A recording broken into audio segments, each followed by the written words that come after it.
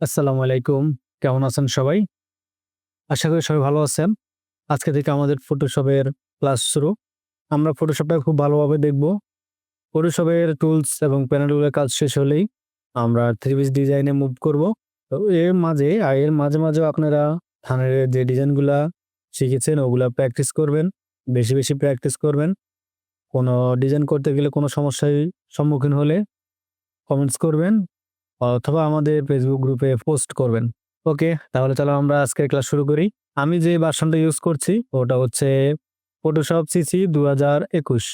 ওকে, আমরা যদি এখন দেখি আমাদের উপরে এগুলো হচ্ছে প্যানেল, এটা হচ্ছে টুলস, এগুলো প্যানেল। মানে এখানে অনেক কিছু আপনি ইলাস্ট্রেটরের সাথে সামঞ্জস্য পাবেন। ইলাস্ট্রেটরের মতোই কিন্তু অনেকগুলাই আছে আপনি ইলাস্ট্রেটরের মতো দেখা গেলেও ওরা কাজে ভিন্ন। আমরা আস্তে, আস্তে এগুলো দেখব। যখন অ্যাডভান্স লেভেলে যাব তখন সবগুলো আমরা বুঝে যাব। আপনাদের হয়তোবা এখানে একটা ওয়েলকাম পেজ আসতে পারে। কিন্তু আমার এখানে এটা গায়েব হয়ে গেছে। জানি না কেন? যাই হোক, আমরা এখন নতুন একটা ফাইল নিব। আমরা ফাইলে গিয়ে নিউ তে ক্লিক করব। এখান থেকেও নিতে পারি অথবা আমরা কন্ট্রোল এন্ড প্রেস করলেও কিবোর্ডে আমাদের এখানে একটা পেজ আসবে আমাদেরকে ডিটেইলস দেওয়ার জন্য। আমাদের কি, কি প্রয়োজন ওখানে আমরা দিব।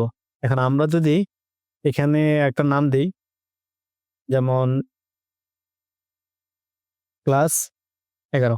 ওকে। ডকুমেন্ট টাইপ ওটা কাস্টমে থাকবে। আ এখন আসি আমরা যে সাইজে, আমরা আর্টবোর্ড সাইজটা কোন সাইজে নেব এটা। আমরা Photoshop Illustrator এ যখন কাজ করেছি তখন আমাদের আগেই কোনো আর্টবোর্ড সাইজ নেওয়া লাগে নাই।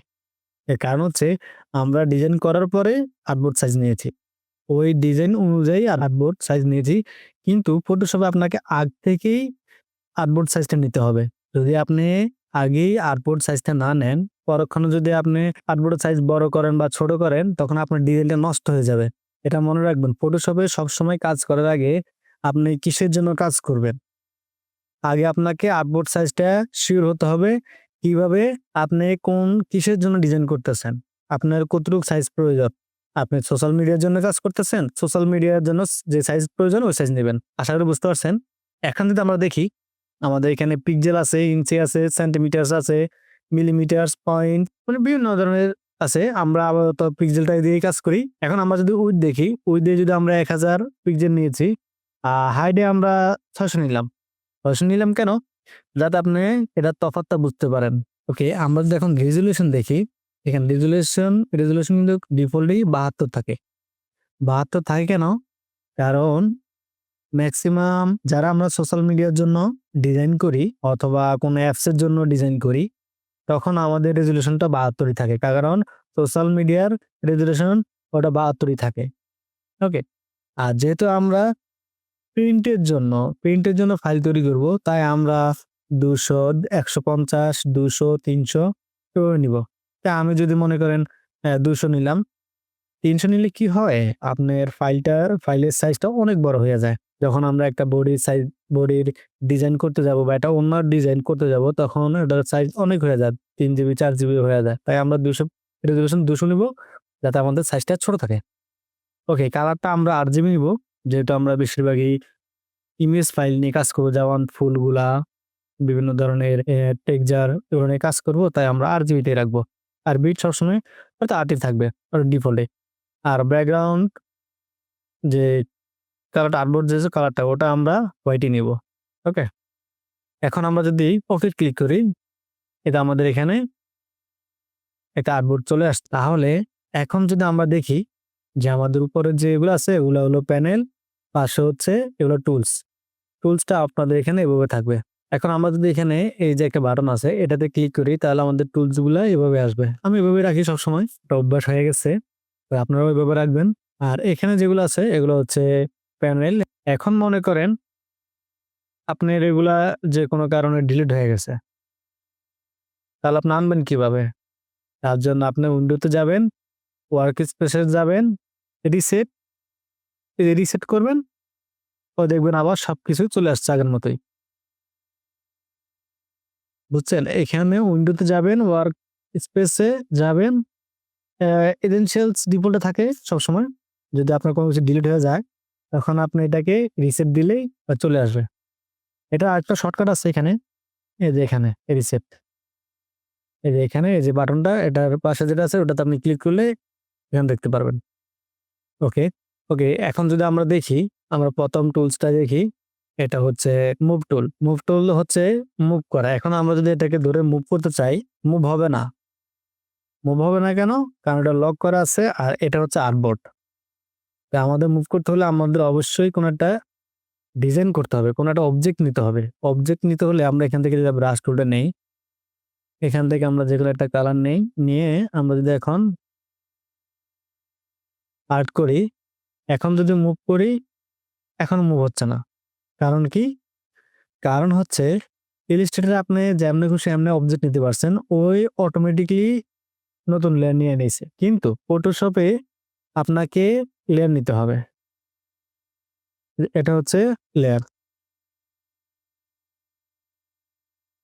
এখানে রাখি। এটা হচ্ছে লেয়ার প্যানেল। লেয়ার প্যানেলের কাজ হচ্ছে আপনার ফটোশপের লেয়ার নিয়েই কাজ করতে হবে সবসময়। আপনি যদি লেয়ার নিয়ে কাজ না করেন, তাহলে আপনার ডিজাইন সব নষ্ট হয়ে যাবে। আপনি কালার চেঞ্জ করতে পারবেন না। ওটাকে একটু মুভ করতে চাইলে কোন দিকে লাড়াচাড়া করতে চাইলে পারবেন না। তার জন্য সবসময় লেয়ার নিয়েই সবসময় যখনই যে একটা ডিজাইন করবেন নতুন লেয়ার। যখনই একটা অবজেক্ট নিবেন নতুন লেয়ার। এভাবে কাজ করবেন। তাহলে আপনি কাজ করে শান্তি পাবেন। এখন যদি আমরা আর্ট করি, এখন দেখেন এটাকে আমরা মুভ করতে পারছি। এখন মুভ করা যাচ্ছে। তার মানে হচ্ছে আগে যেটা ছিল আর্টবোর্ড, আর্টবোর্ড হচ্ছে আমাদের একটা দেয়ালের মতো। দেয়ালের মধ্যে আমরা কোনো কিছু আঁকলে আমরা কি এটাকে সরাতে পারি? কিন্তু দেয়ালের উপরে যদি আমরা একটা পেপার বা একটা গ্লাস দিয়ে আর্ট করি, ওটা কিন্তু আমরা সরাতে পারবো। লেয়ারটা হচ্ছে একটা পেপার বা একটা গ্লাসের মতো। তাহ এখন দেখেন আমি এটাকে সরাতে পারতেছি। এখন আমি যদি আরেকটা লেয়ার নিয়ে আরেকটা কালার চেঞ্জ করি, চেঞ্জ করে আমি যদি এখানে আরেকটা অবজেক্ট নিলাম। এখন দেখেন এটাকে আমি সরাতে পারতেছি, এটাকেও সরাতে পারতেছি। ঠিক আছে? তো মুভ টুলের কাজও হচ্ছে এটা। মুভ করতে পারবেন, একটু এদিক থেকে ওদিক নিতে পারবেন। একটু সাজায় গুজিয়ে রাখার জন্য মুভ টুল বেশি ইম্পোর্টেন্ট। এখন আমরা রেক্টেঙ্গুলার মার্কর টুলটা দেখব। এটার কাজ কি? এটার কাজ হচ্ছে সিলেক্ট করা। আপনি যেকোনো একটা অবজেক্টকে সিলেক্ট করতে পারবেন না। এটা হচ্ছে আপনার আর্টবোর্ডের মধ্যে কিছু পিক্সেল সিলেক্ট করবে। ঠিক আছে? কিছু পিক্সেল সিলেক্ট করবে, ওর মধ্যে কাজ করবে। এর বাইরে কাজ করবে না। যেমন আমরা যদি দেখি, নতুন একটা লেয়ার নিলাম। আমরা যদি এখানে ব্রাশ করতে চাই, এখানে ব্রাশ হচ্ছে না, এখানে কালার হচ্ছে না। কারণ হচ্ছে ওই বাইরে কাজ করবে না। ভিতরে দেন ওই কাজ করবে। ওই বাইরে যাবে না। মানে হচ্ছে ওকে আমরা নির্দিষ্ট একটা জায়গা দিয়ে দিছি যে তুমি এর ভিতরেই কাজ করবা, এর বাইরে করবা না। রেক্টেঙ্গুলার মাস্কর টুলের কাজ হচ্ছে কোনো নির্দিষ্ট একটা জায়গা বা কিছু পিক্সেলকে সিলেক্ট করা। ঠিক আছে? এখন যদি আমরা এটাকে ওকে, এটা যদি আমরা দেখি, দেখেন এখানে আরো কয়েকটা টুলস আছে। এগুলা হচ্ছে ইলাস্ট্রেটরের পাথফাইন্ডার মতোই। এখন আমরা যদি এটা সিলেক্ট রাখিয়া আমরা এখানে নেই, আবার এখানে নেই, এটা গায়েব হয়ে যাচ্ছে।